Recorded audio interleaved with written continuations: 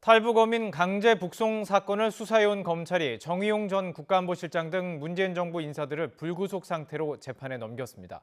검찰은 북한 주민도 대한민국 국민으로 봐야 한다는 헌법 대전제에 따라 귀순 의사를 밝힌 탈북민을 강제로 추방하는 것은 엄연한 위법이라고 결론지었습니다. 김다연 기자가 보도합니다.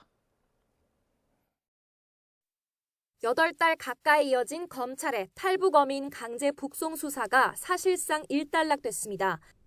검찰은 우선 정의용 전 청와대 국가안보실장을 포함해 서훈 전 국정원장과 노영민 전 대통령 비서실장, 김현철 전 통일부 장관 등 4명을 재판에 넘기기로 했습니다. 이들에겐 모두 국정원법상 직권남용 혐의가 적용됐습니다.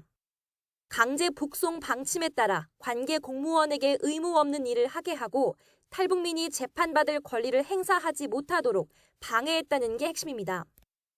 여기에 정의용 전 실장에겐 국정원 주도의 합동조사를 조기 종료시키는 데 관여한 혐의가 추가됐습니다.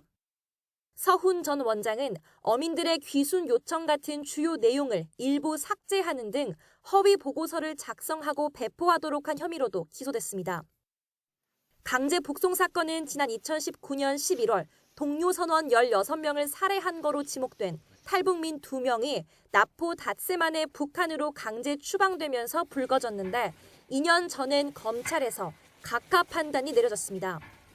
하지만 정권이 교체된 뒤인 지난해 7월 국정원 고발 이후 검찰은 본격 수사에 착수했고 기존 판단을 뒤집었습니다. 아무리 흉악 범죄를 저질렀더라도 우리 헌법과 법률상 북한 주민은 대한민국 국민이라는 게 검찰의 최종 결론입니다. 범죄를 저지른 부분은 우리 형사체계에 따라 처벌하면 될 일이고 본심이 어떠했든 간에 귀순 의사를 전한 어민을 북으로 돌려보낸 것 자체가 잘못됐다는 겁니다. 성급했던 북송 결정의 동기로는 경색된 남북관계와 한 아세안 특별 정상회의 같은 여러 정치적 상황을 꼽았습니다.